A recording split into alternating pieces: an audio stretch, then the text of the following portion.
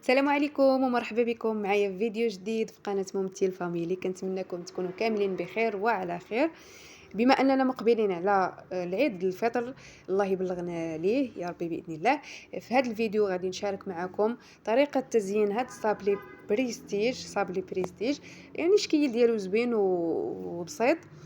فكنتمنى هذا الفيديو ينال اعجابكم. بالنسبه للعجينه ديال الصابلي، فانا ما غاديش نوريكم كيفاش عجنت يعني الصابلي.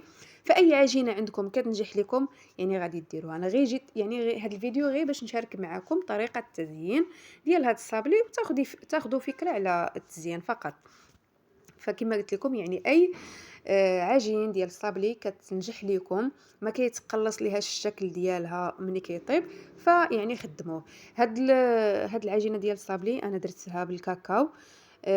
درت فيها 250 غرام ديال المارغرين، 2 كيسان ديال الزيت، يعني كاس ونص تقريبا ديال السكر.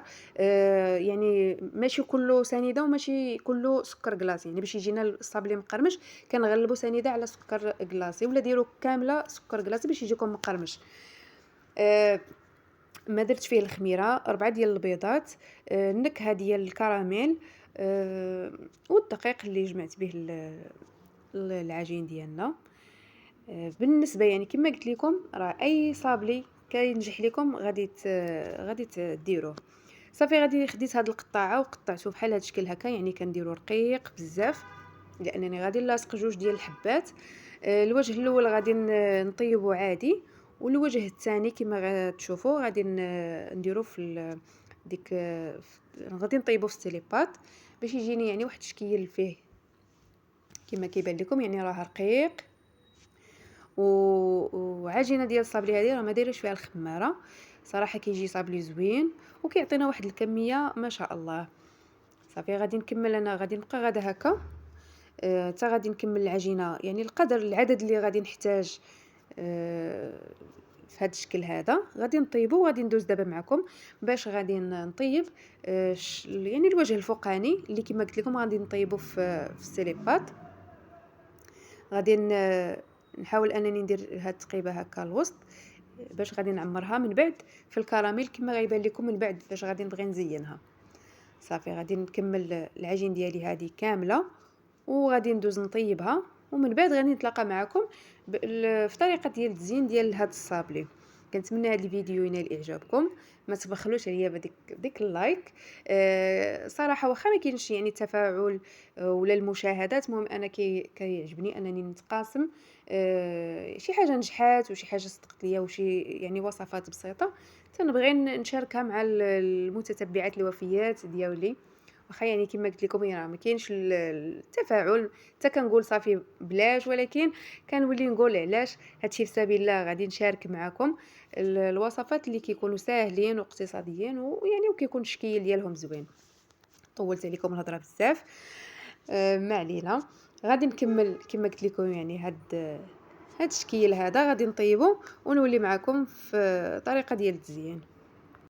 من بعد ما طاب ليا الصابلي كما كتشوفوا راه ما كيتجمعش ما كيتقلصش.